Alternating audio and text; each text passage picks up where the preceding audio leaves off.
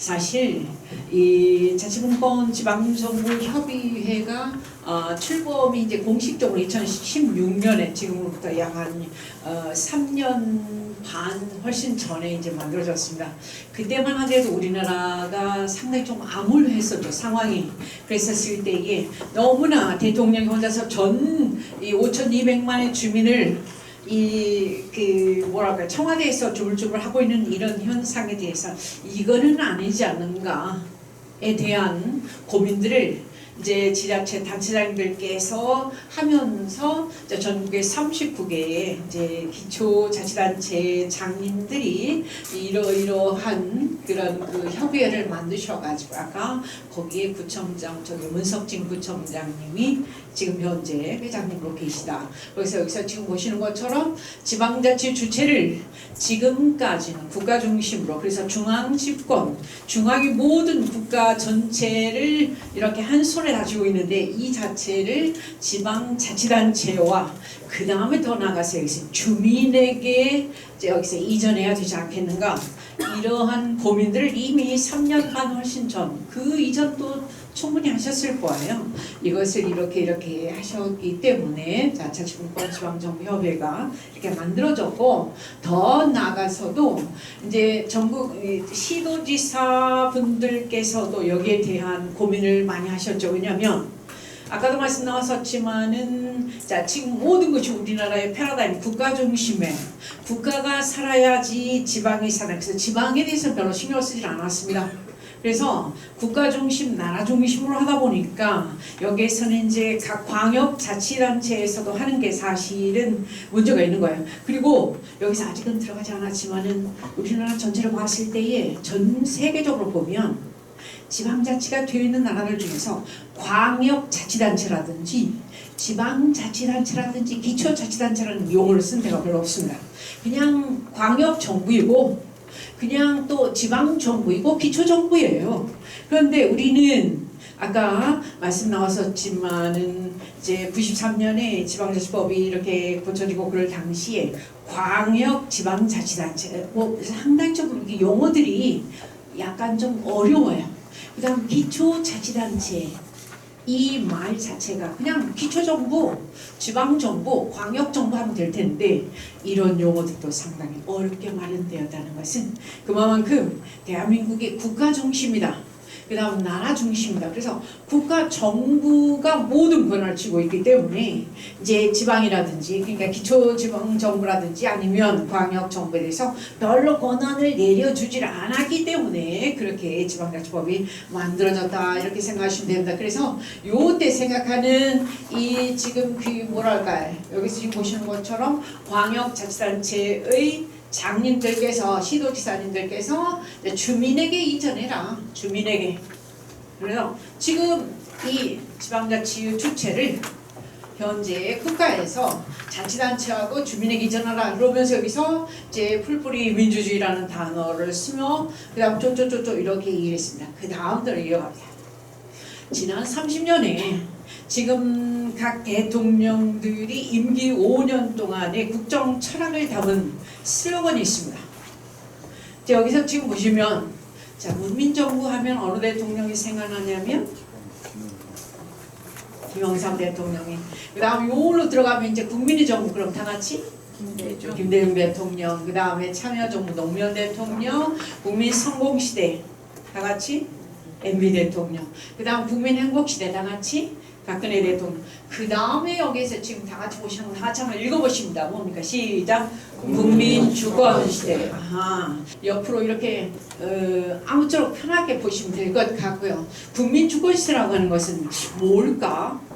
근데 우리는 분명히 다 알고 있어요. 뭘 알고 있냐면 헌법 제1조 2항에 거기에 분명하게 나와 있습니다. 대한민국의 다 같이 한번 읽어보시죠. 시작! 주권은, 대한민국의 주권은 다 같이 국민에게 있고 모든 권력은 국민으로부터 나온다라고 하는 주권 재민 사상을 우리는 분명하게 인지를 하고 있습니다. 그래서 중고등학교 사회 시간에 이 부분에 대해서는 충분히 공부를 학습을 했었는데요. 갑자기 문재인 대통령이 국민주권시대를 얘기하니까 우리는 깜짝 놀랐습니다. 다 아시는 바처럼 촛불혁명의 결과 만들어진 탄생한 이 정부이기 때문에 국민주권시대라고 하는 거 굉장히 중요한 의미를 갖고 있고요. 그 다음에 여기서 국민주권시대에 대해서 구체적으로 이제 설명이 있습니다. 다 같이 누가 실질적인 주권자라고? 다 같이 국민이. 그렇습니다. 국민이 실질적인 주권자이면서 국민 개개인 정 권력의 생성과 과정에 참여하고 결정하는. 그래서 최근 들어서 우리 여기 오신 모든 이제 일괄세요 선생님들이라고 하게요.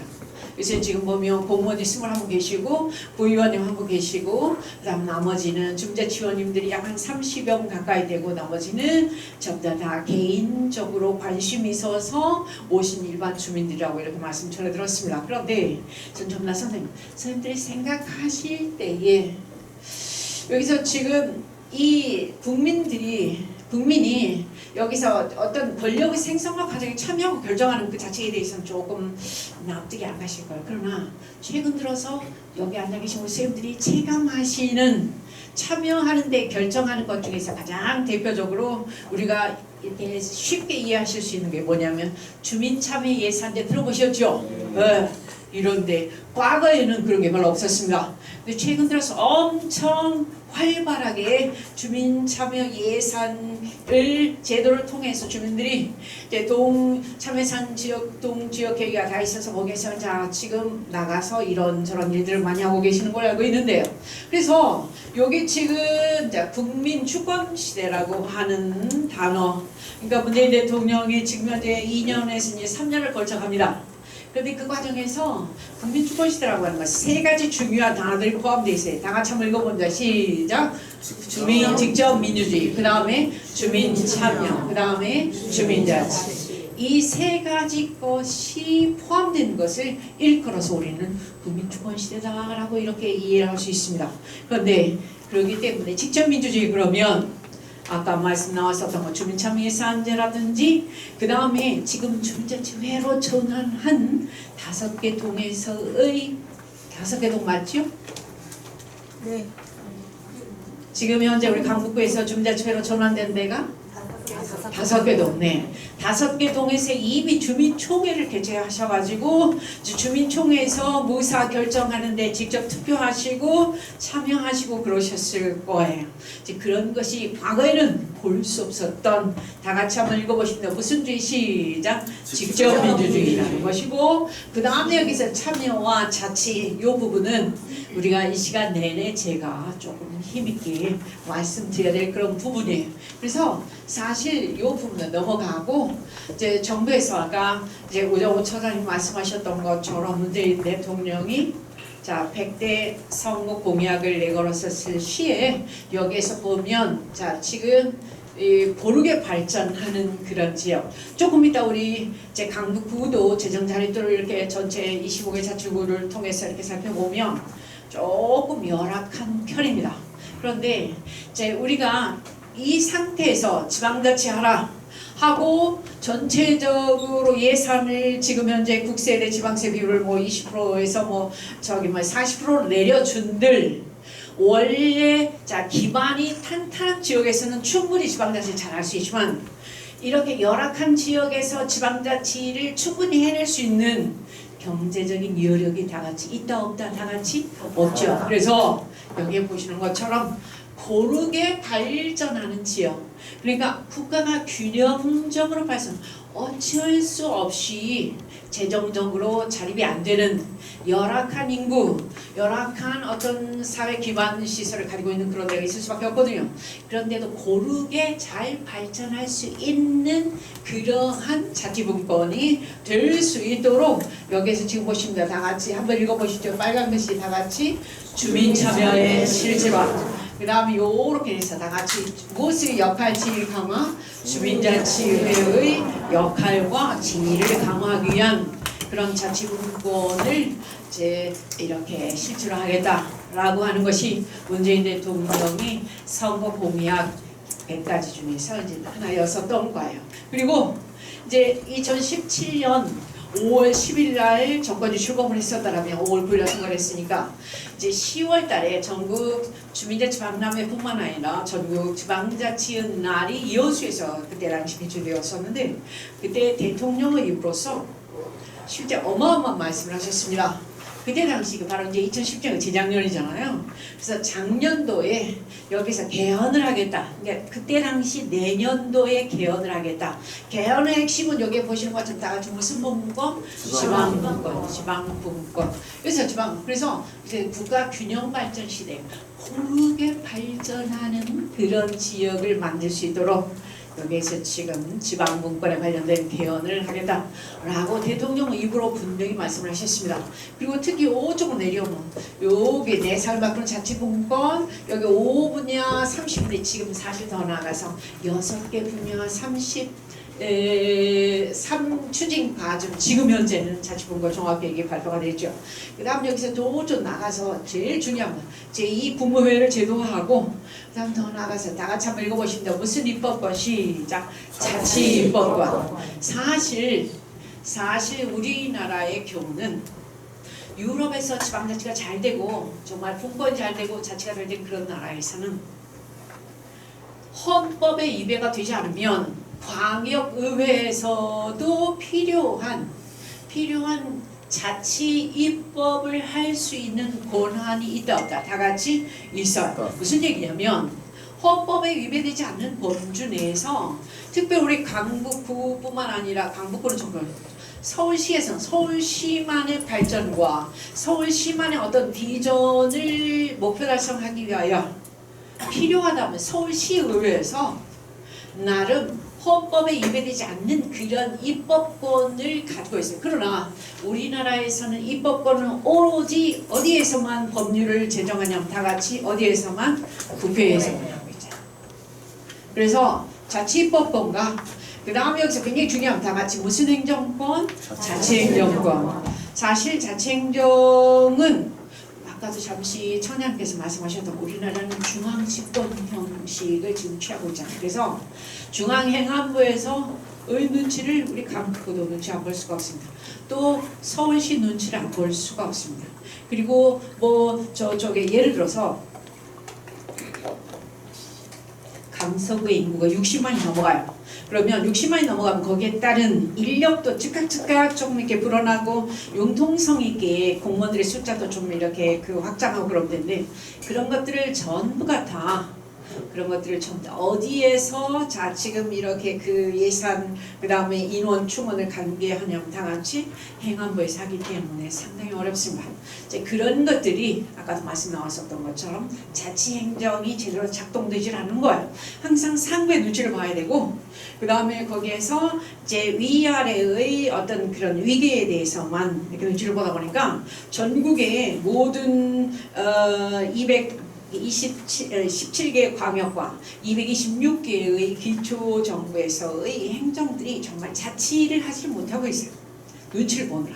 이제 이런 것을 봤을 때 자치행정, 그 다음 특히 여기서 자치재정. 그래서 대통령 입으로 이 말씀을 하셨다는 것은 진짜로 굉장히 의미가 컸다고 생각합니다. 여기 보시는 것처럼 지방재정 자립을 위해서 재정분권도 강력하게 추진하겠다. 그러면서 여기서 지금 국세와 지방세. 우리나라의 지방자치는 이할자치라고 합니다. 왜? 지금 우리가 내는 예를 들어서 1,000원에 뭐 물건을 샀다 그러면 1,000원에서의 또 세금을 냈다 그러면 그 세금 중에서 20%만 어디로 들어오냐면 바로 여기에서 이제 강북구로 이렇게 들어오죠. 나머지는 전부 다 어디로 들어가냐면 다 같이 이제 저쪽에 중앙으로 들어갑니다. 그래서 국세가 80, 그 다음에 지방세가 20. 그래서 이할자치다라고 하는 그런 얘기를 하는데 국세와 지방세의 비율을 앞으로는 이제 대통령 임기 동안에 여기서 다가 읽어보시는 뭡니까? 7대3으로 하고 마지막으로는 뭐 수준까지 내려주겠다라고 6대4까지 내려주겠다라고. 사실 우리가 조금 집에서도 그런 느낌들을 많이 가지시잖아요. 움직이려고 그러면 돈이에요. 아까 박 부총장도 오셔가지고 우리 강북구에서 뭐 좀 하려고 그러면 다 같이 돈이에요. 그런데 재정이 열악하기 때문에 이제 제대로 뭐 살림을 제대로 할 수가 없어요. 지금 상황에서. 왜? 국가로 세금을 80을 내고 있는 대한민국의 실정을 보면서 대통령이 자 이렇게 내가 분권을 추진하겠다. 내가 권한을 내려줄 테니 그래서 6대 4까지로 또 내려줄 테니 그래서 한번 너희들 자처해봐라 라고 이야기를 한 게 아까 말씀드렸던 여수선언이었어요. 굉장히 의미가 컸다라고 생각을 합니다. 그래서 앞으로 10년 후에 그러니까 2030년이 되겠죠. 대한민국 사회를 이렇게 진단할 때 여기서 이제 빅데이터를 해보니까 거의 무슨 문제냐면 여기 지금 보시는 거 저출산 초고령화 사회가 대한민국의 가장 참 어떤 아킬레스건으로 작동할 수밖에 없고요. 그 다음 이제 불평등 문제 이미 우리는 다 이 체감을 충분히 하고 있습니다.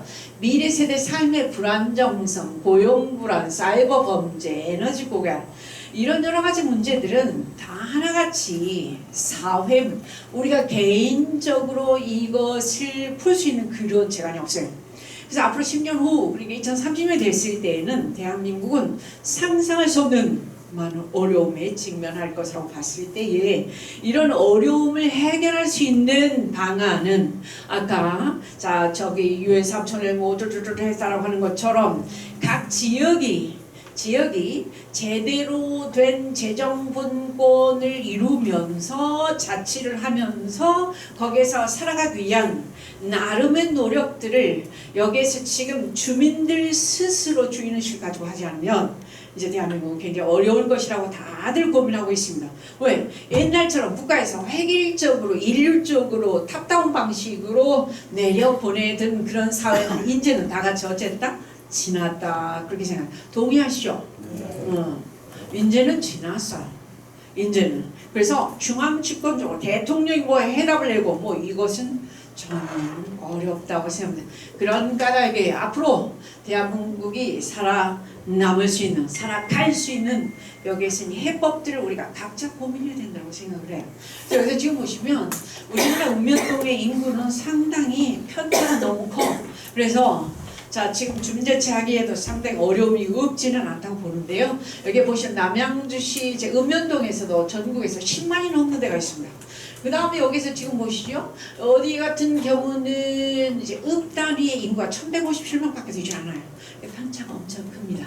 그 다음 나아가서 면에서도 순천 해령면 같은 경우는 4만 8천 명, 그렇게 약간 5만 명 가까이 되고요. 또 면 단위에서도 113명밖에 되지 않는 데도 있어요. 그 다음 동 단위에서는 여기 화성 독탄 사동 같은 경우는 여기서 9만 2천 명입니다. 거의 하나의 시와 가까운 공간. 그 다음에 여기서 창원 가포동 880 동 단위라 하지만 그래서 인구의 편차가 엄청 크고 나아가서 여기서 면적도 편차가 엄청 크고요. 그래서 주민자치를 하기가 자 지금 쉽지 않다라는 고점에 대해서는 전부 다 동의를 하고 계실 거라고 이제 사람에서 특히 주민자치가 잘 되고 있는 데를 이렇게 보면 우리는 아까도 잠시만 기초정부죠. 기초정부가 있는데 읍면동이 사실 서양에서는 이미 하나의 기초정부의 규모라고 이렇게 말씀드릴 수 있고요.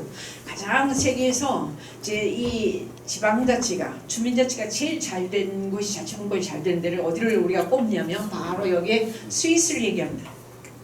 스위스는 인구가 855만밖에 되지 않아요. 그런데 거기에는 여기서 지금 기초 정부가 잠깐만 저기 보시면 몇 개냐면 다 같이 2,740개. 우리나라의 읍면동보다도 훨씬 작은 규모의 이제 기초 정부가 여기저기 오게.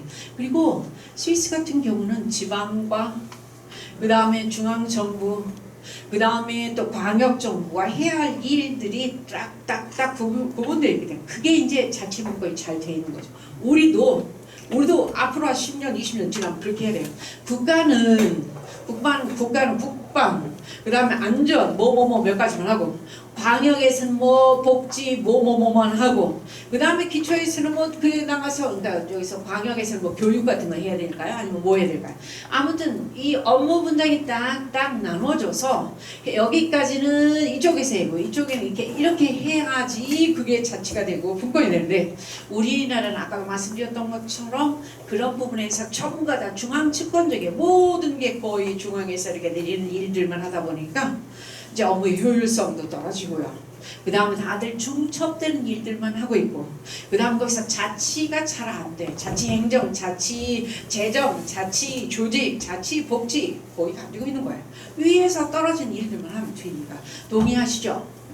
대답 안 하시네. 동의하시죠? 네. 바로 이제 그런 부분입니다. 그래서 요 부분을 봤을 때에 우리도 뭔가 조금 이렇게 좀 달리 생각해야 되겠다는 그런 생각이 들고요. 다시 한번 나오지만 이제 패러다임이 바뀌고 있어요.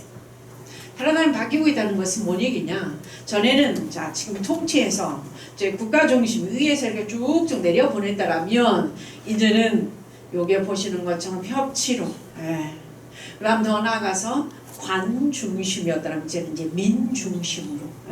그래서 대한민국이 해방 후 74년 동안 오늘의 발전을 이룩한 것은 어쩌면 저는 행정 서비스가 행정이 읍면동까지 손길을 미쳐서 정말이지 모든 이 주민들의 백성들의 손과 발이 되어준 그런 이 행정 서비스의 고마움은 오늘의 대한민국의 성공을 이루는 데 중요한 밑거름이 됐다고 생각을 해요.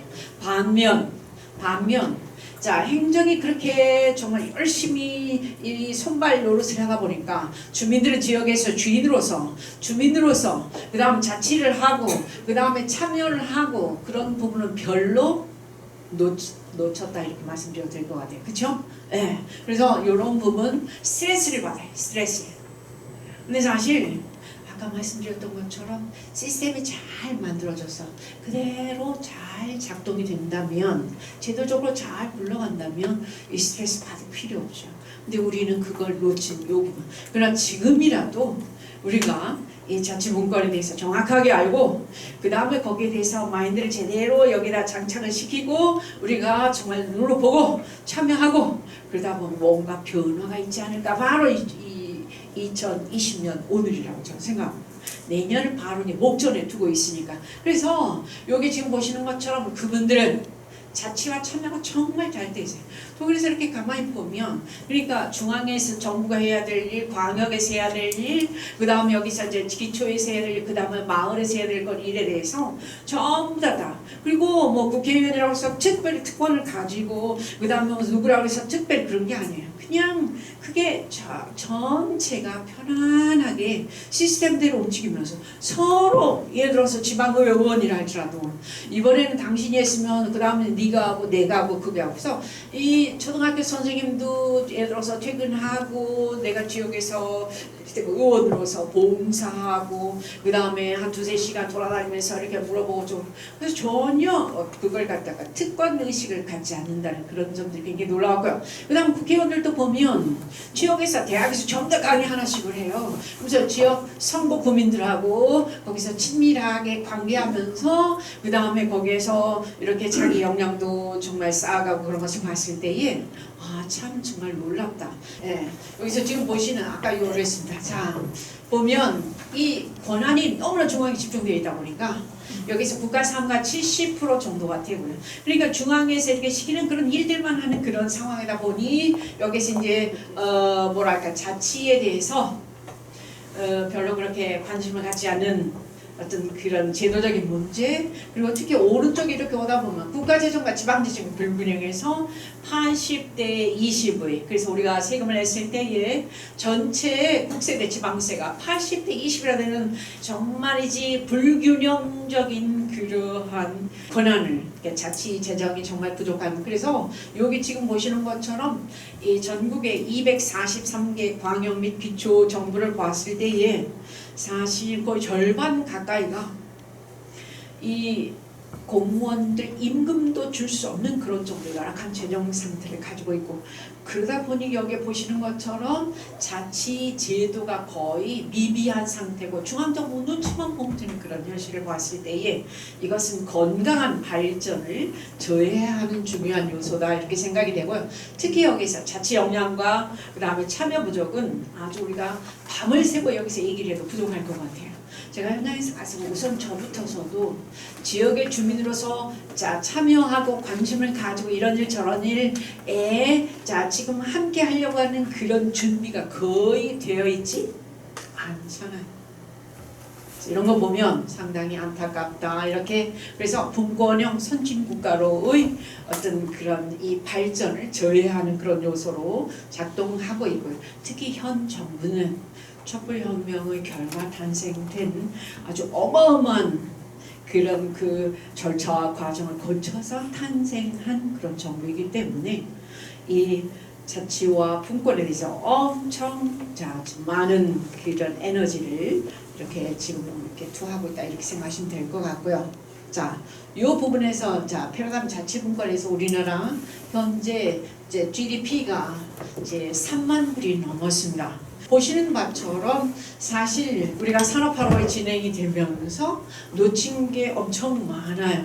그리고 아까 잠시 오늘 말씀 올렸던 것처럼 이 공무원들이 우리 주민들의 아니면 백성들의 손과 발이 되어서 많은 그런 발전의 원동력이 되어줬었던 그 부분. 그러다 보니까 주민들은 그냥 편안하고 그 다음에 지역에서 그냥 늘 이렇게 하숙생처럼 왔다 갔다 할 그런 따름이지 어떤 참여와 자치의 주인공에서는 전혀 관심이 없는 그런 사람들이다. 그러다 보니 여기서 이제 오늘날 이 자치분권대학 아카데미 같은 곳이 여기저기서 열리면서 이제 주민들의 역량을 업시키는 그런 노력들이 지금 이렇게 시도되고 있죠. 저는 굉장히 필요하다고 생각을 하고요.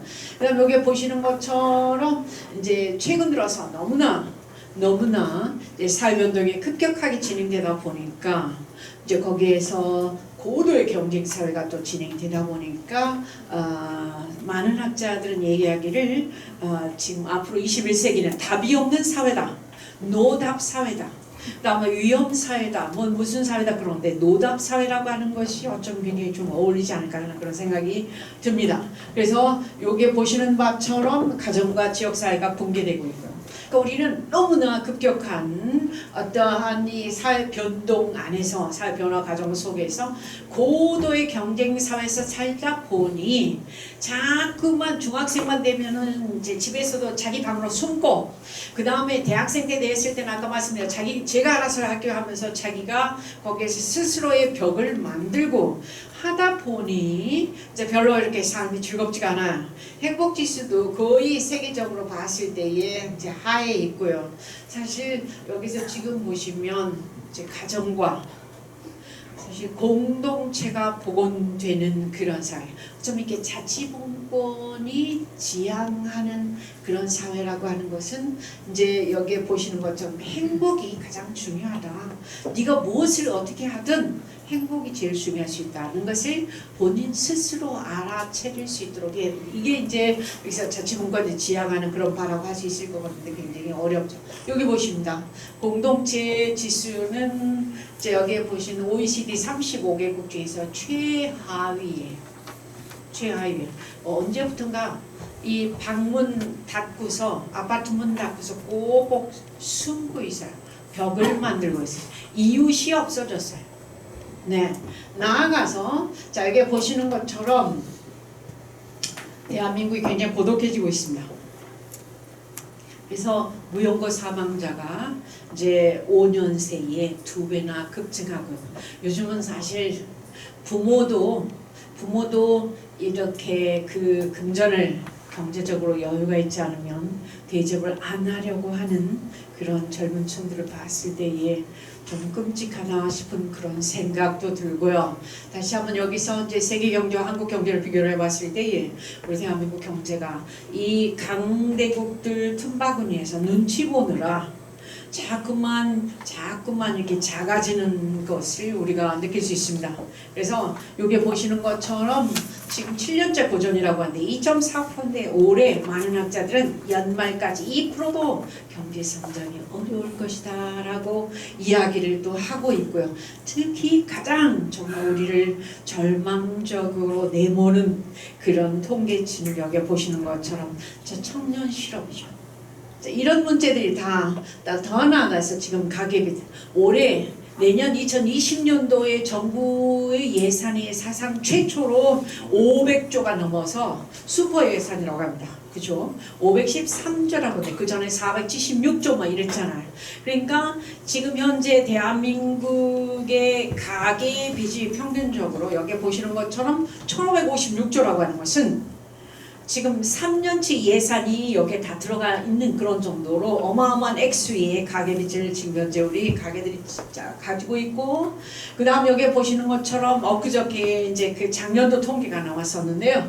여기에 보시는 것처럼 작년도 출생아 수가 32만 7천 명으로 이제 다 아시는 것처럼 OECD 35개국 중에서 이제 출산율을 따져봤을 때, 출산 그 아이를 따져봤을 때 최저의 출산아를 이렇게 기록하고 있는 그러한 정말 인구 절벽 시대를 맞고 있는 대한민국을 보면서 이게 만만치 않은, 그리고 많은 인구 사회학자들이 예정했었던 이 30만 명 미만이 여기서 지금 이렇게 줄어들 것이다가 예상보다 훨씬 더 빠르게, 그래서 전 세계적으로 이 출생아 수를 따져봤을 때 인구 절벽은 정말 가장 빠르게 진행이 되고 있는 우리 대한민국의 아주 어두운 현실을 보면서 이것 또한 어떻게 해야 될 것인가. 근데 전부 다 이런 게 구조적으로 맞물려 있죠. 맞물려 있다고 이렇게 말씀드릴 수 있을 것 같은데 좀 넘어가도록 하겠습니다. 아무튼 저렇게 되고 있고요. 세종시만 빼놓고 저는 전국이 243개 광역 기초 정부의 이 출생 아들 수를 봤을 때 세종시만 지금 젊은 그 공무원 부부들이 거기에 많이 사니까 이제 그분들만 이렇게 인구가 증가하고 나머지는 전부 다 마이너스 이 성장을 하고 있는 오늘의 현실입니다. 이제 그렇게 봤을 때에 정부는 지난 13년간 저출산 대책에 자그마치 이제 얼마를 넣어보냐면 135조, 150조를 넣어본 거예요. 그래서 이제 여기 보시면 이제 각 지자체에서 이런 난리를 펴고 있습니다. 여기 보시는 건 장수구는 결혼 때는 1,000만 원이고 재정 잘 때도 14%밖에 되지 않는데, 그 다음에 사업은 토익 응시료까지 주고, 네, 이런 것들 보면서 자 이게 참 안타깝다 이러한 생각이 들고요. 그래서 이제 여기서 느끼는 거 뭐냐면 지금까지 국가중심주의, 지금까지 그러니까 우리가 자치와 분권을 했을 때에 분권을 한번 생각해 보면, 자 지금까지는 대한민국은 국가가 잘 살아야 지방이 잘 살아요. 지방은 별로 생각도 안 했었어요. 그런데 국가 중심으로만 오다 보니까 여기서 이제 아까 말씀드렸던 것처럼 상대적으로 지방이 상당히 어려워지는 거예요. 그리고 특히 거기서 주민들의 위치가 너무나 불분명해. 그래서 여기서 지금 보시는 것처럼 그래서 여기 지금 보시는 지방분권 개헌을 해서 지방자치법 전면 개정, 전부 개정안이 지금 현재 통과가 되었지만이 정책으로 현실화될 수 있을 것 같은데 아직까지는 지금 이 계류 중이다 이렇게 생각하면 될 것 같고요. 그 다음에 지금 이 지방자치법 전면 개정안도 사실은 될 수 있을까에 대해서 아마 저 부의원님 계시지만 되실 것 같아요? 될 것 같아요? 모르겠습니다. 모르겠습니까? 근데 제가 보기엔 상당히 어렵지 않을까 이렇게 추정을 합니다. 근데 그게 잘 안 되면 사실 지금까지 현 정부에서 추진하고자 했던 그런 역점 사업들이 거의가 다 스톱되는 그런 거기 때문에 많이 어려워질 거다 이렇게 봐집니다. 그래서 사실 여기 앉아 계시는 우리 선생님들 중에서 행정학을 대학에서 공부하신 분들 되게 많으세요. 근데 행정학에서 공부하는 지방자치라고 하는 것은 두 가지 의미입니다. 여기서 보면 이제 행정학에 두 축이 있는데, 두 가지 축, 행정학이 아니라 지방자치 두 축이 있는데, 여기서 두 축은 뭐냐면 단체자치와 그 다음에 주민자치. 단체자치를 또 다른 말로서 무슨 자치라고도 하냐면 이 다음에 나오는데요, 제도자치라고 해요. 그래서 행정학을 공부하신 모든 선생님들은 대학 다닐 때에 이제 뭘 공부하냐면 지방자치에 대해서 공부할 때 제도자치, 단체자치만 해요. 그러니까 주민자치가 분명히 지방자치 안에 한 축으로서 있음에도 불구하고 주민자치를 대학에서 행정학 시간에 공부하시는 분들이 거의 없어요. 저도 그랬었습니다. 그래서 이렇게 보면 지금 제도자치, 단체자치는 제도라고 하는 것은 수직적인 관계, 그러니까 중앙정부가 있고 그 다음에 거기에서 광역, 그 다음 기초자치단체, 그 다음 읍면동 4개의 이러한 계층 사이에 가장 중요한 거기서 재정. 그래서 행정학을 공부할 때 재정학 공부, 재정학 예산 재정안. 그 다음에 거기서 필요한 게 거기서 이제 사무입니다. 사무, 그러면 인사행정, 조직관리 다 거기에 들어가요. 사무. 그 다음 또 보면 인사, 그래서 인사행정. 그래서 이 네 단계의 사무 분배와 예산의 관계, 그 다음 인사의 조직, 이런 것을 공부하는 게 거기에서 이제 지방자치다. 그래서 수직적인 그런 분권을 일컬어서 자 여기에서 지방자치라고 그러는데, 지방자치의 또 다른 축은 여기에서 지금 보시는 것처럼 무엇이 또 중요하냐면, 같이 한번 읽어보시죠. 무슨 자치? 주민자치. 주민자치는 지금까지 거의 행정학에서 지방자치를 얘기할 때 지방자치에서 굉장히 홀대된 그런 영역이다 생각하시면 됩니다. 그래서 사실은 주민자치가 잘 되어야 주민들이 지역에서 주인으로서의 어떤 참여와 자치에 눈을 뜨고, 그 다음에 이 주인으로서의 지역에서의 제대로 된 그런 활동을 했을 때에 거기에서 단체자치가 제도자치가 잘 될 수 있는 거거든요. 근데 그런 것을 아까도 말씀드렸던 것처럼 우리 행정학에서 많이 놓쳐서 그러다가 최근 들어서 이제 주민자치가 엄청 중요하다라고 현 정부에서 지금 여기에 어떻게 보면 기름을 붓고 있다, 이렇게 말씀드립니다. 그래서 지금 단체자치는 수직적인 분권에서 이제 중앙 정부에서 광역으로 무엇을 어떻게 내려주고, 그 다음에 광역에서 기초로 뭘 내려주고, 뭘 어떻게, 그 다음에 기초에서 읍면동으로, 이거를 갖다가 단체자치, 제도자치라고 한다면, 이게 이제 이 행정학에서 얘기하는 지방자치의 중요한 부분으로서 각광을 받았었다면, 근데 주민자치를 소홀히 한 끝에 지금 대한민국은 어떻게 보면 이제 주민들이 여기서 힘을 발휘할 수 있는 기회를 주지를 못했다, 이렇게 말씀드려도 될 것 같고요. 주민자치는 사실 다시 한번 말씀드립니다. 수평적인 분권, 지역에서 주인으로서 참여하고, 그 다음에 지역에서 이제 관계하고, 사실 관계가 굉장히 중요하잖아요. 이런 것들을 다 놓치다 보니까 이제 오늘에서 이렇게 자치분권을 강조하고 있다 말씀드려도 될 것 같고요. 주민자치의 어떤 대상은 항상 우리가 생활하고 있는 생활근린권, 그래서 이제 생활자치, 생활근린자치라고도 얘기를 하는데, 최근 들어서 엄청 강조되고 있는 부분이 주민자치다, 이렇게 생각하시면 될 것 같습니다. 그래서 다시 한번 이제 문재인 대통령 하에서 작년도에 자치분권 종합계획이라고 하는 것이 이렇게 만들어졌고요. 그래서 여기서 우리 삶을 바꾸는 자치분권이다. 그러니까 삶을 어떻게 바꿔? 그러니까 여기서 지금까지 우리가 정책이 뭔지, 그 다음에 우리가 주민으로서 무엇을 어떻게 해야 되는지 전혀 관심과 신경을 쓰지 않았었더라면, 이제 우리가 참여하고 우리가 지금부터 주인공으로서 눈을 제대로 뜬다라면 내 삶이 달라질 수 있다는 그런 가정하에 내 삶을 바꾸는 자치분권이라고 이렇게 얘기를 하고요. 특히 다시 한번 이렇게 나오지만, 자치분권이라고 하는 것은 뭐냐면, 다른 것은 다 해서 주민의, 다 같이 한번 읽어보십니다. 뭐 참여를 다 같이 직접적 참여를 확대하는 것이 바로 여기에서 이제 자치분권의 가장 중요한 한 부분이다, 이렇게 생각하시면 될 것 같고요. 그 다음에 거기에서 이제 6대 전략 33개 과제 중에 첫 번째가 여기서 다 같이 무슨 주권? 시작! 주민주권이에요. 그래서 주민주권을 구현할 수 있는, 그래서 이제 앞으로는 주민들이 이제 조례도 직접 발의해서 이제 조례도 제정할 수 있는 그러한 기회를 드리고 또 권한을 드리고, 이런 식으로 상당히 많이 이제 이게 제대로만 된다면 상당히 많은 주민들의 역할과 그 다음에 그 참여와 자치가 잘 될 수밖에 없을 것 같다는 그런 생각이 듭니다.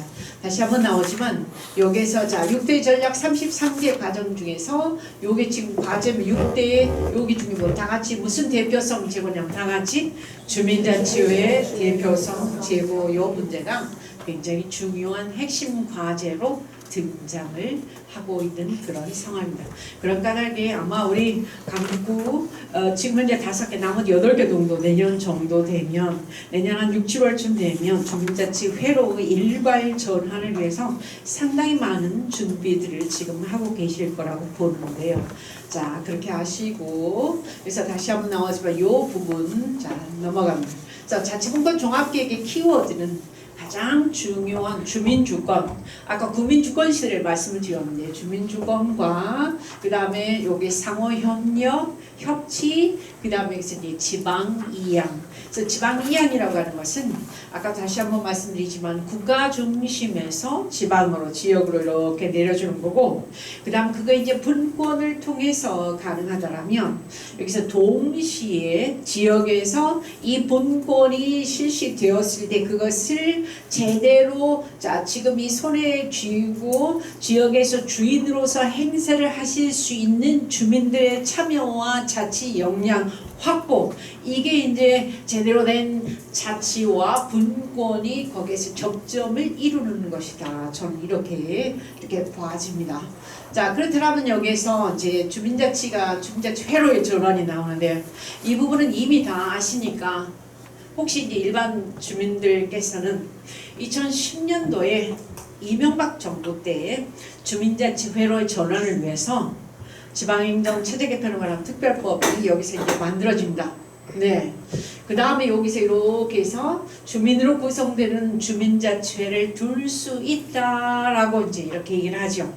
그 다음에 여기서 2019년 이제 요쯤 되면 그동안 이제 많은 지방행정 체제 개편에 관한 특별법이 이제 개정이 되고 또 되고 하다가 여기서 올해 3월 26일 날 지방자치법 전면 개정, 전부 개정안이 여기에서 작년에 개헌을 했었으면 이게 없었을 거예요.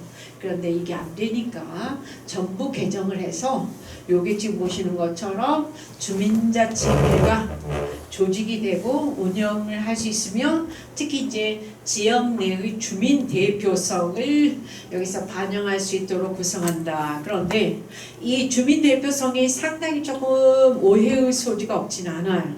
그러니까 사실 대표라고 하는 것은 주민들이 선거를 통해서 뽑은 분들이 대표, 구의원님들이나 시의원님들. 그런데 이제 우리 주민자치회 위원님들은 사실 대표는 아니에요. 그러나 이제 기구가 50명 이내의 이제 지금 그 주민들이 모인 주민자치위원회 25명 이내에다가 이제 그분들이 성격상 주민자치회는 이제 주민들을 대표할 수 있는 그런 기구라는 것이지 그냥 주민 대표들이 거기 모이는 그런 기구는 아니에요. 그러니까 주민 대표 역할을 할 수 있는, 그러니까 이렇게 기능을 할 수 있고 역할을 할 수 있는 그런 주민 대표 기구지 이제 그분들이 주민 대표는 전혀 아닌가.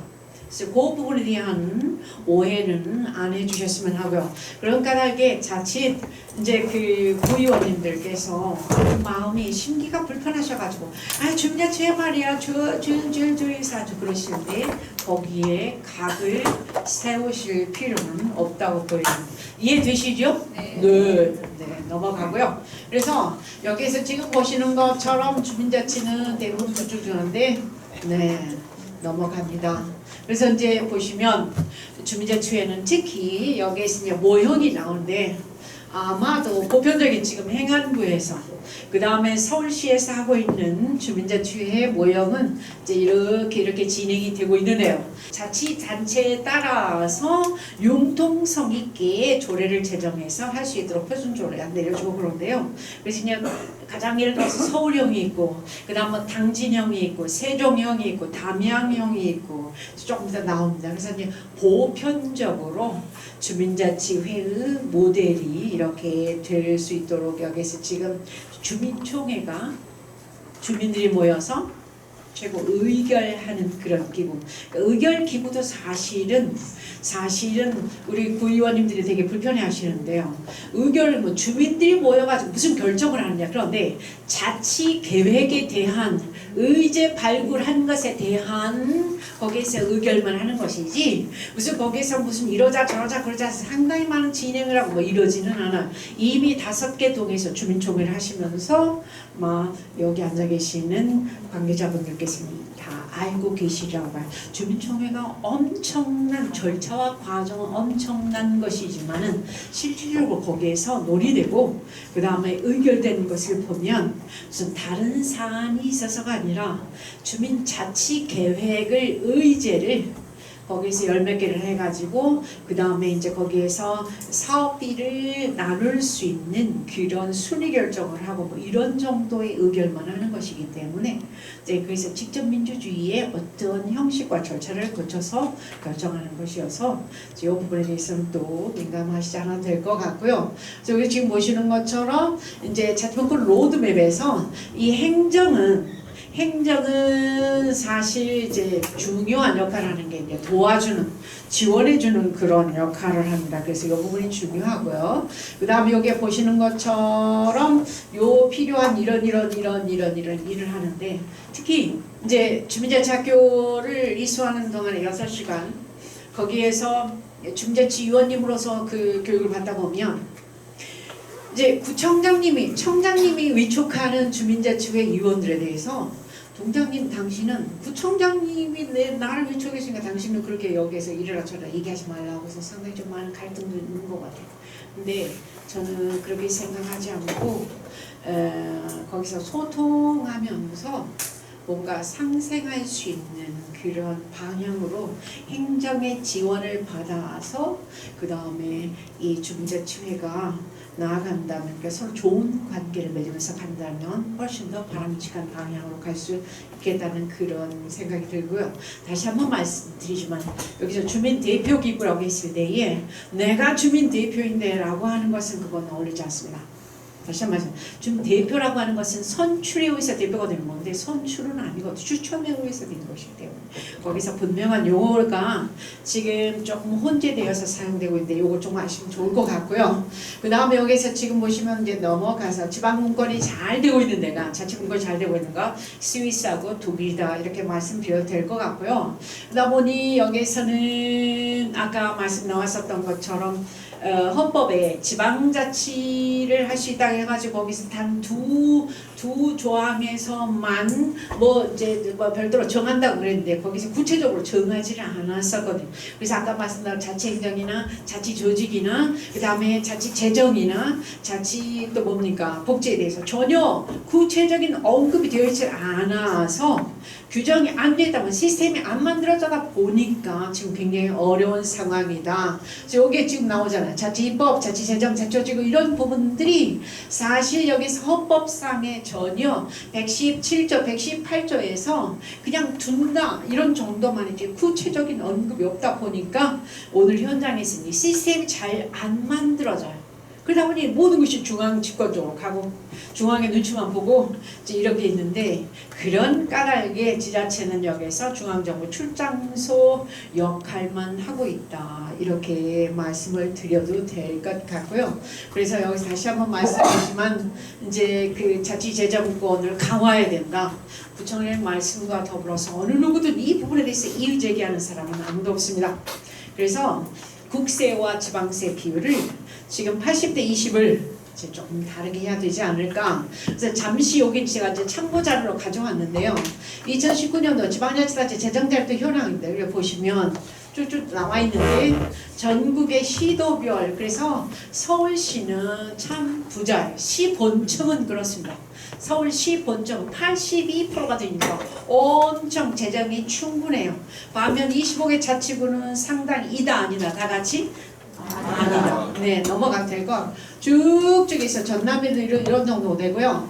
그 다음 여기서 다시 한번 나온 지방에서 공무봉도 못 준다가 이런 상태고, 그 다음 여기서 이건 제가 빨리 넘어가도록 할게요. 서울시 본청은 이건 최근 겁니다. 최근 것 제가 이렇게 가서 이렇게 보니까 조금 낮아졌어요. 본청이 78.4 쭈르르르 했는데 그냥 우리 강북구가 얼마인지는 그냥 안 보시는 게 더 좋을 것 같아요. 그죠? 얼른 넘어가도록 하겠습니다. 아무튼 미만이 15%가 미만, 10%가 미만인 데가 전국에 몇 군데가 있었냐면, 아니 전국에 인구가 4만 미만인 데가 시군이 몇 개 될까요? 다시 한번, 전국에 4만 인구가 안 되는 시군이 몇 군데일까요? 24개가 5개 되고요. 그 다음 여기 보시는 것처럼 재정당 슈퍼보면 10% 미만인 데는 여기 전라남도 같은 데는 너무너무 많아. 10% 많은데, 그러니까 미만 데는 8.5%, 8.8%인 데는 구례, 신안 다 여기 들어가. 그런 데서 정말 지방자치 제대로 할 수 있을까요? 전부 다 보조받아가지고 하기 때문에 너무너무 열악하지. 넘어갑니다. 그래서 다시 한번 여기 나오지만 잠시 여기 보시죠. 아주 이건 굉장히 중요한 자료일 것 같아요. 자, 국세대 지방세 비율을 봤을 때 전 세계적으로 주민자치가 잘 되는 열강 국가들 보세요. 독일 같은 나라는 이제 국세를 얼마만 받으냐면 다 같이 여기 얼마죠? 50%밖에 되지 않아요. 그러면 지방세를 처음부터 40%, 50%. 그러면 연방에 하는 일은 아까도 말씀드렸던 것처럼 국방, 뭐 안전 이런 것만 하고요. 그 다음 지방으로 다 넘겨줘. 그 광역이 하는 일. 그 다음에 또 어디가 하는 일? 기초가 하는 일, 읍면동이 하는 일이 뚝뚝뚝 나눠지지. 이게 분권이 제대로 된 거거든. 그 다음에 거기에 걸맞는 돈도 주는 거. 이게 이제 우리가 좀 지향해야 되는데 갈 길이 멀죠. 여기 보시죠. 스위스 같은 데는 자그마치 어디가 더 돈을 많이 받습니까? 저 지방에도 돈을 많이 가잖아요. 왜? 이게 바람직한 거잖아요. 그리고 캐나다도 그러고요. 그 다음에 미국은 조금 아니고 호주는 조금 예외입니다. 그 다음 여기 이제 우리 바로 옆에 있는 일본도 보시죠. 얼마입니까? 다 같이 60대 40이에요. 넘어가도록 하겠습니다. 그 다음 더 나갔으니 자치입법권도 확대해야 돼요. 아까 잠시 말씀드렸던 것처럼 여기 있습니다. 입법권은 국회는 당연하죠.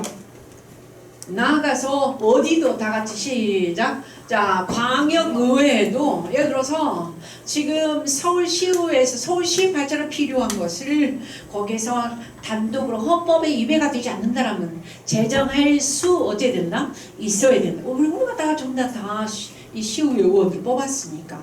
그런데 이제 그런 것들이 전부 다 국가 중심의 중앙집권적인 형태의 이 시스템 하에서는 굉장히 안 되고요. 광역의회에서는 광역에 필요한 법률을 제정할 수 있어야 되고, 그 다음 기초자치대 조례를 입법하시나 명시해서 이 헌법 밑에서의 위계가 이 각 광역과 기초가 위계를 가지고 거기에 상부상조한다는 별 문제될 게 없거든요. 여기 보면 뭐가 되냐면 보장한 수가 세계 탑 3 안에 들어갑니다. 우리나라 국회의원들이 여기에 지금 보시는 것처럼 몇 명을 그 보장안을 갖고 있냐면 9명의 보장을 갖고 있어요. 4급이 2명, 5급 2명, 그 다음 6, 7, 8급 1명, 인턴 1명씩. 그러니까 9명의 보장안을 갖고 있는데, 그러면 4급 2명이면 월급 들어가죠. 5급 2명, 6, 7, 8급 1명씩 다 월급 들어가죠. 그런 돈들을 전부 그 외에 1년 국회의원 1인당 세비가 얼마냐면 여기 지금 보시는 것처럼 얼마일까요? 1억 6천이 또 가져가고, 그 다음에 또 이렇게 하고, 여기 지금 그러잖아요. 보좌관 이렇게 한 명. 그 다음에 여기 지금 1억 한 6천 정도의 그 돈을 이렇게 또 가져가고요.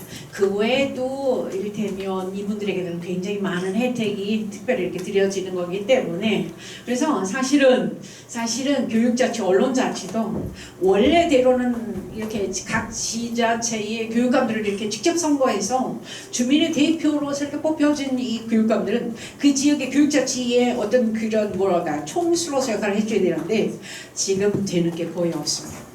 주민자치 제도의 과정의 변화에 대해서는 보시는 바처럼 맨 처음에 주민자치위원회가 만들어진 것은 99년 2000년도에 만들어졌는데 지금 정확하게 20년 됩니다. 그런데 이제 성년이 된 주민자치위원회, 여기서 주민자치회로의 전환이 급속히 지금 자치분권 시대를 맞이해서 진행이 되고 있고요. 그 다음 다시 한번 말씀드리지만 여기에서 지금 현재 정부에서 추진하고 있는 행안부에서 추진하고 있는 주민자치회의 전환은 여기에서 형식이 주민자치형 공공서비스입니다. 그래서 말이 너무 어려워요. 그래서 우리는 보통 이제 주공이다 이렇게 얘기를 하는데 이제 이 부분에서 현재 상당히 아주 그 발빠른 제도의 변화를 지금 추진 중에 있다 이렇게 생각하시면 될 것 같고요. 넘어가서 요게 지금 보시면 이제 우수 사례를 확산시키고 그 다음 여기서 내년쯤 되면 이제 점착기로서 거의 주민자치회가 상당히 그러니까 지금 현재 전국적으로 3,503개 읍면동 중에서 약 한 지금 현재 2019년 현재 한 500개가 넘는 읍면동이 주민자치회로 전환이 된 걸로 알고 있습니다. 우리 강북에서 5개 동 당연히 들어갔고요. 내년도도 한 550개 읍면동이 주민자치회로 전환이 되는 걸로 알고 있어요.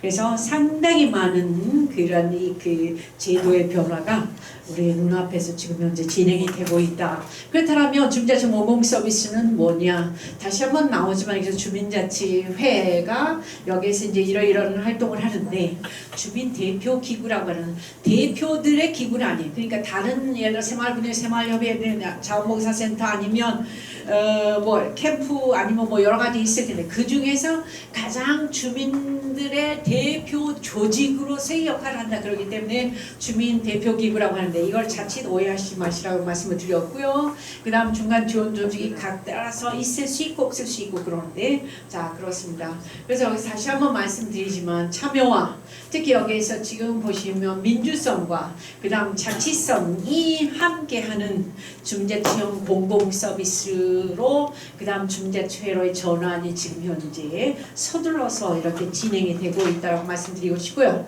그 다음 여기서 지금 보시면 이제 특히 지금 주민세 개인균등을 쭉쭉 내려가요. 주민세 내려준 세종시, 당진시, 그 다음에 수원시, 서울, 그 다음에 담양, 그 다음에 또 그저께 들으니까 저쪽에 어딥니까? 저기 고양시, 그 다음에 이쪽에 성남시 이런 데서도 다 발빠르게 이런 전환을 두르고 있고요. 그 다음에 참여에서는 읍면동에다가 할당을 하는 그런 경우도 있고 특히 세종시 같은 경우는 주민자치 특별회계를 약 한 157억 원을 거기다 딱 이렇게 줬어요. 그래서 주민자치에 정말 기름을 부어가면서 자치가 잘 될 수 있도록 지금 현재 단체장이 엄청 많은 신경을 쓰고 있다 이렇게 생각하면 될 것 같고요. 그래서 요런 그런 변화가 있고 그다음 특히 충남형 이 충남형은 제가 알기로는 지금 양승조 지사 전에 안희정 지사가 만들었었던 이 읍면동의 큰 그릇으로 주민자치회를 동네자치라는 명으로서 이렇게 이제 그때 시작이 되었던 걸로 그래서 이렇게 이제 협치의 모델로서 주민자치회 그 다음에 여기서 지금 보시면 주민자치회 구성 요소는 이미 다 아시지만 가장 중요한 것은 여기서 주민자치 조직입니다. 그러니까 50명의 주민자치 위원님들이 어떻게 여기서 자 지금 선정하는 이 굉장히 중요하죠. 누가 정말 이제 주민들 대표를 할 수 있는 그런 역량과 그 다음에 전문성을 가지고 들어와서 지역의 주인으로서 함께 하실 수 있느냐 이게 이제 조직이 제일 저는 중요하다고 생각합니다. 이어서 그분들이 자치개혁을 수리고 그 다음에 수립한 다음에 이제 주민총회까지 이제 여기까지는 지난 7월 말까지 다 거의 5개 우리 동에서 엔딩이 됐어요. 그런데 이제 앞으로 내년도 2020년도에는 주민세 개인균등분하고 그 다음에 자치관 적립금에다가 그 다음에 또 이 그 시범사업에서 2,400 사업비 그 다음에 또 참여예산 거기에서 또 이렇게 사업 그래서 지금 내년도부터는 거의 5개 가까운 이 예산들이 이렇게 배정이 되면서 그것을 과연 우리 주민자치위원님들이 잘 하실 수 있을까에 대한 고민이 안 드는 건 아니지만 이 관에서 지원을 해주시고 또 중간 지원 조직들이 함께 하시고 그러면 아마 잘 갈 수 있지 않을까 하는 그런 생각을 하면서 지금 현재 여기 보시죠. 자, 지금 현재 작년도까지 여기서 지금 3,510개라고 보고 3,503개인데 여기서 이제 122개 작년도 다 됐고 그 다음에 올해 450개 그러면 여기서 자그만치 약 한 570개의 읍면동 지금 현재 준비자치회로 전환이 다 됐고요. 그 다음에 여기서 내년도가 549개 그러면 거의 절 이렇게 되고 그 다음에 이렇게 돼서 상당히 많은 읍면동이 그러니까 지금 현재 전국에 3,503개 읍면동 중에서 약 한 82%만 주민자치위원회와 그 다음 주민자치센터가 만들어져 있거든요. 이렇게 자치회가. 그런데 이제 이것들이 거의 주민자치회로 전환이 될 거다. 그래서 서울 그 다음에 요 세종 쭉쭉 넘어가서 전체 이렇게 통계가 있는데요. 자 보시면 되고 그래서 아까 막 서울형 주민자치회 모델 지금 우리 각 동에서 하고 있으니까 그 다음에 여기서 지금 보시면 이제 경기형은 따복 공동체 그래서 조금 늦습니다. 여기서 이거고 그 다음에 여기에 지금 보시면 이제 주민자치회 모델 중에서 제일 각광을 받고 있는 곳은 어디냐면 이제 세종형이라고 아까 말씀드렸던 것처럼 여기에서 특히 시민주권대학을 아주 상시 개최합니다.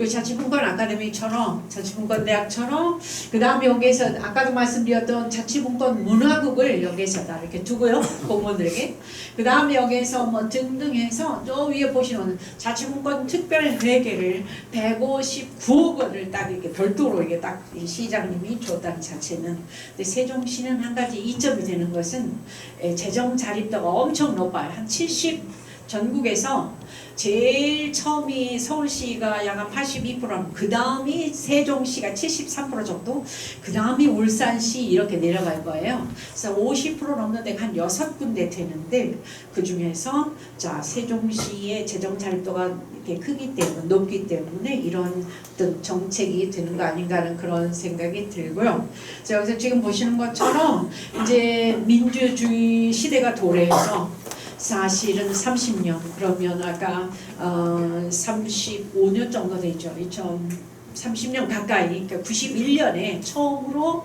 이제 지방자치법이 개정이 돼서 그때 의원님들은 선출직으로 그 다음에 95년도에는 이제 단체장님들이 선출직으로 처음으로 그래서 이제 민선 7기 그 다음 또 민선 8기 그런데요. 이제 이렇게 해서 지금 현재 지방자치가 어느 정도는 좀 지역의 어떤 특화를 이렇게 고민하면서 발전을 이룩하고 있는 것은 정말 가시적인 성공을 거뒀다고 볼 수 있는데 이제 아까 말씀 나왔었던 것처럼 이제 우리가 살아가면서 세상이 엄청 변화되고 있는데 사실은 기존에 이 중앙 집권적인 모델만 가지고서는 이제 지금 21세기를 살아가면서 도저히 어울리지가 않는다. 그래서 많은 권한을 지방으로 지역으로 좀 내려줄 수 있도록 해라 하는 의미에서 이 자치분권이 굉장히 자 지금 강조되고 있다. 그래서 우리가 터놓고 얘기해 봅시다 해서 자치분권과 주민자치 무엇이 문제일까? 또 나아가서 이제 주민들의 자치 점수 여기 앉아 계신 우리 선생님들도 한번 스스로 생각해 보세요. 내가 지역에서 주인으로서 역할을 제대로 했던가? 스스로 자 지금 주민자치위원이 아니더라도 이제 내가 지역에서 주인으로서 주민 역할을 제대로 얼마만큼 했던가 점수를 줘보신다면 스스로 자치분권 점수가 나올 것 같아요. 그래서 여기 지금 보시면 자 제가 갖는 가장 큰 고민은 늘 언제 어디서든 어떻게 하면 일반 주민들이 여기서 자 지금 참여와 자치를 조금 이렇게 관심을 가지고 할 수 있을까? 사실 주민등록만 되어 있으면 지역에서는 주민자치의 어떤 그런 주인공이 될 수 있는 거 분명해요. 그러나 대다수 사람들은 주민등록은 되어 있지만 주인으로서의 주민 역할은 별로 관심을 갖지 않아요. 단 내 지역의 아파트 값이 얼마 오르고 그 다음에 요즘에 자 지금 이거 여기 무엇이 개발되고 무엇이 어쩌고저쩌고 그런 데는 정말이지 이렇게 그 눈을 부릅뜨고 관심을 갖고 그 다음 참여하려고 그러는데 지역에서 주인으로 진정 무슨 뭐 주민총회는 나가고 그 다음에 지역의 생산은 나가고 그런 것에 별로 관심을 갖지 않아요.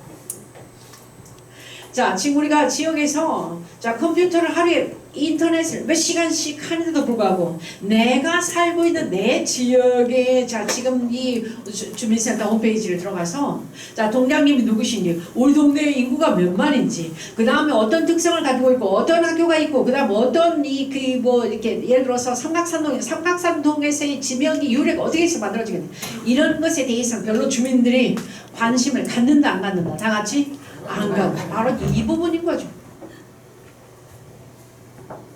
이 부분인 거예요. 근데 아까 독일은 말씀드렸지만 그렇지 않아요. 독일에서 이 집 뒷집 앞집 사람들끼리 다 커피 마시고 물론 지리적 환경이 또 이 라이프 스타일이 우리랑 다르니까 그렇지만 옆집 뒷집 앞 사람들이 전부 다 같이 뭐 그냥 시간 보내고 애들하고 놀고 그러는데 우리는 자 잘 사는 사람들일수록 출세한 사람들일수록 옆집 사는 사람들과 관계를 멀리 익명성 보장을 더 원해. 담을 더 높이 쌓아. 이런 우리 현실을 보면서 이거는 아니지 않는가. 그래서 어떻게 하면 더 많은 주민들이 참여하고 그 다음에 자치하고 주인공이 될 수 있을까. 그냥 일반 주민들은 사실은 밀가루처럼 바람 불면 다 날아가거든.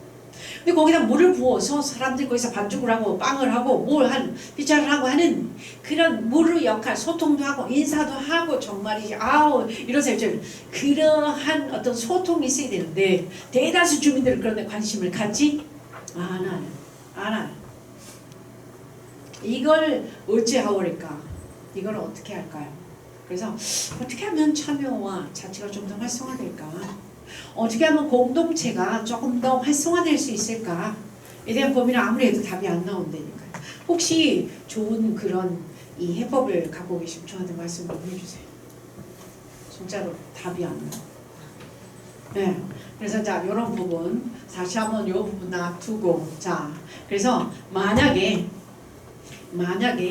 저는 아마 우리 그 우정우 처장님도 말씀하셨지만은 지금 현재 작년도에 개헌하지 못했기 때문에 지방자치법 전면 개정안이 통과가 돼야 되는데 그게 만만치 않은 어려움이 있을 거라고 봐요. 그랬을 때에 만약에 내년 4월에 국회의원 선거에서 자 지금 어떤 경우 이변이 일어나가지고 뭐 어쩌고저쩌고 했다 그러면 거기서 해야 할 가장 중요한 것은 뭐냐면 개헌을 해야 돼요. 개헌을 하고 아니면 지방자치법 전면 개정안이 이렇게 통과가 된다면 이건 더 이상 말할 것도 없죠. 그랬을 때에 여기서 지금 보시는 것처럼 지방분권 개헌안이나 아니면 지방자치법 전면 개정안이 여기서 지금 만약에 헌법을 개정한다고 그랬을 때 자 대한민국 주권 국민의 근데 여기서 제 지금 1조 3항에 다 같이 한번 넣어보십니다. 시작. 대한민국은 무슨 국가이다? 지방분권 국가이다 라고 하는 것이 하나 들어가더라면 이제 거기에 따라서 이제 자치분권 관련해서 무슨 뭐 조례든 뭐든 아니면 법률이든 만들어질 것 같고요. 이제 거기에 따라서 중재치도 엄청 탄력을 받고 그 다음 드르르르 할 것 같아요. 그런데 여기에서 아까 말씀드렸던 것처럼 상당히 조금 현재로서는 불투명하고 불분명해 보이는 것이 분명하다. 이렇게 말씀드릴 수 있을 것 같고 만약에 여기에서 지방분권 국가이다라고 얘기를 했을 때에 여기에서 주민들이 직접 발의를 해가지고 조례 제정을 할 수 이것도 몇 번 조례 제정에 대한 법률을 제안하자고 이렇게 얘기를 몇 번 이렇게 국회까지 넣었는데 통과가 안 돼요. 그래서 오늘의 현실이 그렇다는 걸 이렇게 말씀을 드려보고 싶고요.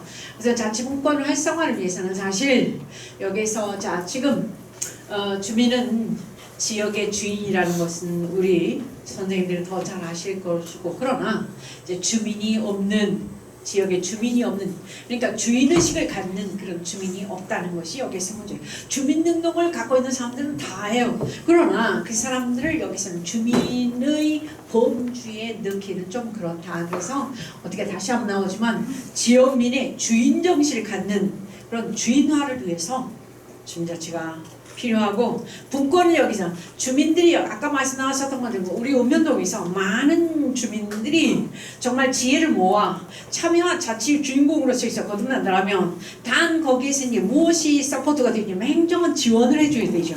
행정을 무시한 상태에서는 절대 있을 수가 없습니다. 근데 너무나 건방지게 아까도 말씀드렸던 것처럼 우리는 청장님이 임명하니까 동장님은 관계하지 마세요. 뭐 이런 식의 얘기라고 하는 것 저는 참 조금 이렇게 이해가 안 되고요. 그래서 자 여기 보면 주주주에서 넘어가야 되겠다. 그래서 이제 여기 보면 이제 거의 결론입니다. 이제 보면 자치분권을 우리가 활성화시키기 위해서 가장 중요한 것은 어쩌면 주민자치회가 지금 현재는 엄청 굉장히 중요한 역할을 하고 있다고 그래요. 일단 주민자치회가 잘하든 못하든 간에 주민자치회를 통해서 거기서 열린분과를 통해서 무슨 거기에서 주민총회를 통해서든 형식과 절차를 거치는 그런 참여와 자치의 주인공으로서 주민자치회를 통해서 주민들이 여기서 지금 뭘 어떻게 되면 우리 대한민국 국민들은요 가장 큰 강점이 뭐냐면 부지런해요. 동의하시죠? 네. 다시 한번 동의하시죠? 네. 네. 또 하나 강점이 있다면 뭐라고 생각하세요? 부지런해. 또 부지런해. 근면성실한 것은 뭐 세계적이에요. 우리나라처럼 진짜 물불 안 가리고 열심히 일하고 노동하고 그런 국민들 전 본 적이 없어. 자, 아주 눈치 빠르잖아. 이사 갈 때 보면 이사 갈 때 뭐 가스라든지 그 다음에 인터넷이나 아니면 뭐 전화나 이런 거 연결할 때 보면 금방 하는데 독일은 이사 갈 때 자 인터넷 연결은 얼마 걸릴까요? 한 달. 어떻게 그렇게 잘하세요? 한 달 걸려요. 한 달. 그 다음에 무슨 뭐 여권 아니면 저기 비자 발급 뭐 이런 것도 전부 다 무조건 한 달이에요. 그러니까 미치고 한장 펄쩍 뛰죠. 우리 대한민국은 뭔가 이렇게 빨리빨리 문화에 아주 익숙해 있는데 거기서는 한 달 후에 와라 또 빽빽빽해서 한 달 후에 한 달 그러면 정말 어렵습니다. 살아가는 라이프 스타일은 독일하고 우리하고는 정말 안 맞아요. 이제 그렇게 작동될 수 있도록 가장 큰 기여를 한 걸 저는 행정이라고 생각을 해요. 근데 보면 그리고 특히 독일에서는 제가 농협구좌에서 돈 10만 원을 국민은행으로 이체를 해줬어요. 뭐 아들이 예를 들어 필요하다. 거기는 얼마 걸릴까요? 내일 모레 하자. 역시 미치고하냐 펄쩍 뛰어요. 근데 우리나라는 일단 1분 1초 착착착 했는데 그게 모레에 찾을 수 있다는 것은 진짜 우리로서는 정말 이해가 안 돼요. 그런데 우리가 이렇게 적응하려면 정말 많은 인내심이 필요하더라고요. 우리 대한민국 국민은 아까도 말씀드렸던 것처럼 정말 부지런해요. 특성이. 그 다음 또 하나 강점이 뭐가 있어요? 빨리빨리도 좋아요. 아까 이미 다 했어요. 부지런하고 빨리빨리. 근데 더 큰 장점은 우리 대한민국 국민들은 뭐가 많냐면 정이 많아. 동의하시죠? 네. 네. 그래서 남의 일도 그냥 내일같이 해가지고 누가 얘들아 길 걸어가는 거 어쩌다 그러면 그냥 만사 제껴놓고 도와주고 뭐 물어보면 그냥 이렇게 해주고 저렇게 해주고 그렇게 해주고. 그런데 독일 사람들은 물론 그런 분도 없진 않겠지만 그렇게 정이 많거나 남들이 활짝 웃었을 때 같이 웃어준다는 것은 별로 잘 익숙한 문화는 아니라고 봐요. 그래서 저는 우리 한국에 와서 이렇게 보니까 정말 정이 많고 정이 많아요. 정이 많고 두 번째 부지런해. 근면 성실해. 이 부분에 있어서 전 세계적으로 그러기 때문에 우리가 해방이 오늘의 정말 눈부신 성장을 이루어왔다는데 동의하시죠? 네. 자 그런데 이런 상황에서 자 대한민국 국민 5,200만은 이 부분 자 개인의 성공을 위해서는 개인의 출세를 위해서는 물 불을 가린다 안 가린다 다 같이 안 가려 하루 24시간 이렇게 그래서 개인 자체는 다 만점이야. 만점인데 100점 주는데 문제는 그 똑똑한 개인들이 마을로 동네로 지역으로 나가니 지역으로 그러니까 마을로 동네로 지역으로 나와야지 여기서 마을 자치를 해야 된대. 그러니까 100점 받은 개인 자치를 하는 사람들 전부 다 방 안에서 지금 아파트 물 안에서 그 다음에 전부 다 거기서만 머물러 버려요. 이분들이 동네로 지역으로 나온다면 거기서 에너지가 엄청 많이 시너지 효과까지 나올 텐데 그렇지를 못해. 똑똑한 사람들 좀 전부 다 외국으로 나가고 또 그냥 지역과는 담 쌓고 있고 지역에 대해서 관심을 안 가고 이 문제를 어떻게 해야 풀 수 있을까요? 바로 이제 이 부분. 그래서 저는 제가 생각 중에 지적으로 십몇 년 하면서 느낀 것은 개인이 일어날 수 있어 공적 가치 우리 스스로 우리 함께 우리 더불어 이웃과 함께 공공적인 그런 일들을 함께 하시. 예를 들어 정총회도 있고 축제도 좋고 뭐도 좋고 뭐도 좋고 그렇다고 무슨 뭐 동장님한테 밀어놓고 그 다음 그 의원님들 찾아가서 이래주시오 저래주시오 요구하는 거 아니에요. 주인정신 발휘하라 그래서. 그러니까 주인으로서 제대로 된 시각을 갖고서 제대로 알면서 자치공간에 대해서도 알면서 자 지금 내가 무엇을 어떻게 할 것인가 대해서 고민도 함께 하고 그러면서 지역 주민으로서 자 주인정신을 발휘하려고 하는 것과 그렇지 않고 열중시하고 그냥 몇십 년 살아도 그냥 내가 주민으로서 살긴 살지만 그게 주민등록만 되어 있지 무슨 뭐 주인으로서의 주인이에요. 그래서 자 어떻게 하면 더 많은 사람들이 여기서 마을 자치, 동네 자치, 지역 자치의 주인공이 참여한 자치의 주인공이 되지. 이게 결국 자치권을 활성화하는 가장 큰 어떤 그런 모멘트라고 생각을 하고 개인에서 여기서 주민으로 하는데 주민만 가지고는 되질 않아요. 주민이 여기서 다같이 뭘로 변해야 되는 다같이 주인으로 주인 정신을 갖지 않으면 우리가 음식점을 갔는데 방석 주세요 하는 사람은 다 같이 주인이에요? 아니면은 손님이에요? 다 같이 손님이에요. 방석 내주는 사람은 주인이에요? 손님이에요? 다 같이 여기서 주인이에요. 그렇다면 어떠한 역할을 해야 될 것인가에 대한 고민이 자치분권한 이 대학 수강을 하시는 우리 수강생 여러 학우님들이 생각하셔야 될 중요한 부분 아닌가 생각합니다. 동의하시죠? 네. 그래서 자 결국은 제가 이렇게 드리는 답이 뭐냐면 이게 이제 뭘로 보이십니까? 눈사람이에요. 눈사람. 울어보셨다면 엄청 틀리신 거예요. 저도 눈사람으로 보시겠다고 얘기했어요. 근데 뭘로 보이세요? 다치? 오뚜기. 아 맞아요. 오뚜기. 오뚜기는 특징이 있습니다. 뭐 하는 게 특징이에요? 맞아요. 넘어지지 않아요. 아무리 옆으로 이렇게 눌러도 넘어지지 않아요. 왜? 오뚜기가 넘어지지 않는 이유는? 그래요. 밑에가 무엇이 있으니까? 무게중심이 밑에가 있으니까. 자, 대한민국의 5,200만 이제 국민 백성들을 우리가 이렇게 생각을 해봤을 때에 지금 상당히 21세기 2019년, 2020년 넘어가면서 어렵습니다. 이런저런 그런 이유로 외교, 국방, 경제 굉장히 어려워요. 그런데 과거처럼 국가가 뭐 통계를 통해서 답을 내려주고 위에서 밑으로 일괄적으로 획일적으로 그런 시대는 어쨌다 다 같이 지나다.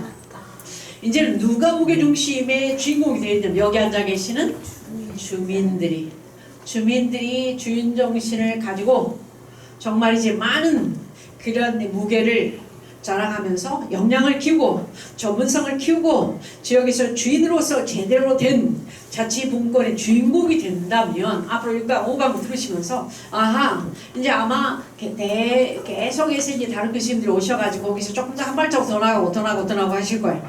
그렇게 되었을 때에 여기 앉아 계시는 우리 자 지금 모든 캠퍼스의 주인공 학우님들이 아하 내가 강북구에서 이 자치분권의 주인공으로서 내가 뭘 해봐야 되겠다 그러한 이 고민과 그 다음 더 나가서 어떤 접점이 이루어지는 그런 날이 오리라고 해요.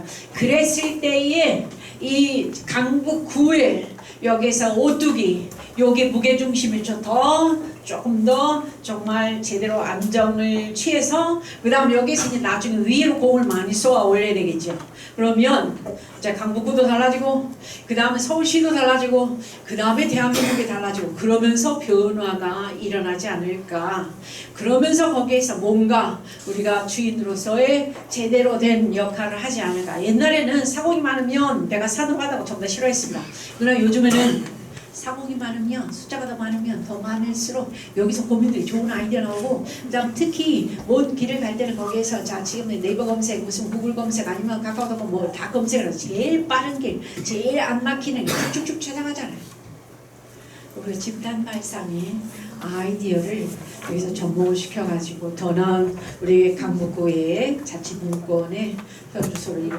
이제 마지막으로 제가 여기서 지금 보시는 건 도산 안창호 스님이 남기신 말씀이었습니다. 바로 손님인가 주인인가 하는 그 부분이 아까 제가 잠시 말씀드린 대접하려는 자는 주인이고 그 다음에 거기서 대접받는 자는 손님이에요. 자 주인은 남고 손님은 떠나고 그래서 자 지금 주인은 자리를 만들 뿐 탐하지는 않아요. 그래서 특히 참여하는 자는 주인이요. 그 다음 한번 읽어보십니다. 시작. 그렇지 않은 자는 손님이다. 그래서 손님이 되고 싶은지 주인이 되고 싶은지에 대한 고민을 해주셨으면 좋겠다.